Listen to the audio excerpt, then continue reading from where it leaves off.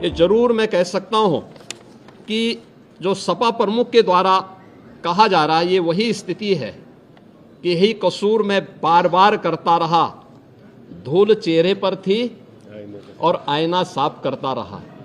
यानी फोटो इनकी है उन माफियाओं के साथ, तो स्वाभाविक रूप से अवैध लेन देन में भी संलिप्तता कहीं ना कहीं सामने आएगी।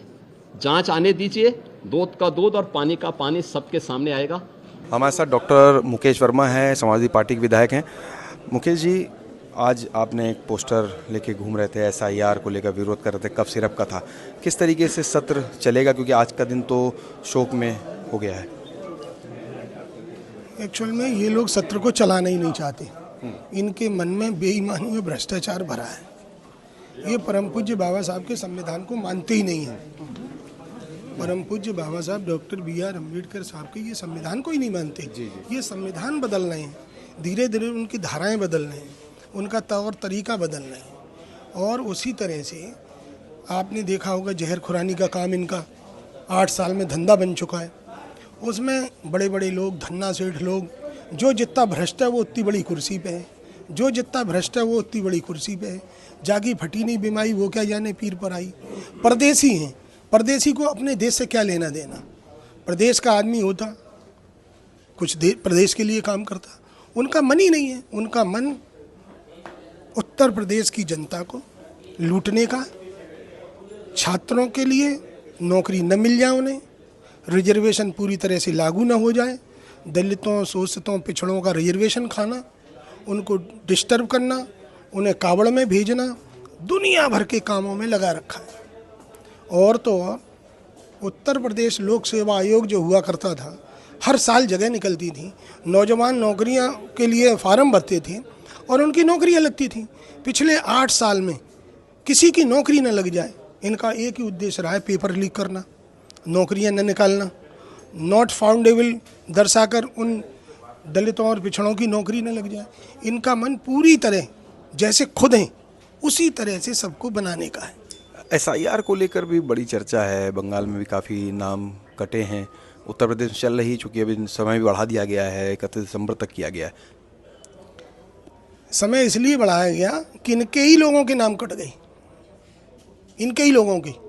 अब इन्होंने कुछ गुप्त लोगों को पैसे देकर, जो धन्ना सेठ हैं, उनके माध्यम से अपने नाम बढ़वाने का काम कर रहे हैं। और आपने देखा होगा अभी कोडिन सिरप 10,000 करोड़ का घोटाला है, GST का अलग घोटाला, 1,000 तरह के सिरप हैं।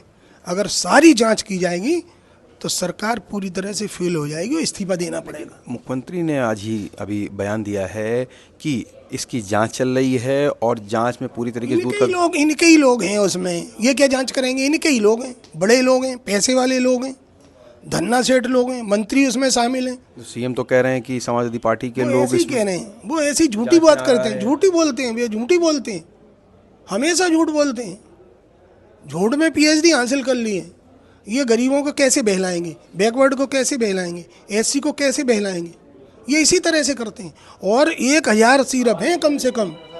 आप देखिए 8 साल में सरकार तो इनकी है। बेईमानी कौन कर रहा है? ये करा रहे हैं। बेईमानी कौन करा रहा है? यही करा रहे हैं।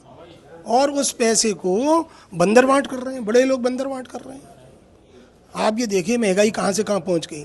जिस देश का प्रधानमंत्री उस समय ये कहता था कि जब डॉलर गिरता है तो उसकी साख गिरती है, और आज डॉलर देखिए आप 51 के पार है, 91 है ना, 91 के पार है। तो महंगाई, भ्रष्टाचार, कॉन्स्टिट्यूशन को न मानना, ये तो संविधान को न मानने वाले लोग हैं। तो आज तो सत्र का आज तो स्थगित हो गया है, सोमवार से किस तरीके से समाजवादी पार्टी पूरी तरह से गरीबों, दलितों, शोषितों की बात को रखेगी और जो हक और अधिकार हैं उनको दिलाने के लिए चर्चा करेंगे। शुक्रिया। तो आपने सुना मुकेश वर्मा को, जिनका कहना है कि समाजवादी पार्टी विधानसभा में पूरी तरीके से एसआईआर और कफ सिरप के मुद्दे को उठाएगी और सरकार को इस पर कार्रवाई करने के लिए पूरी तरीके से चिताएगी भी। जितेश, समाज लाइव के लिए।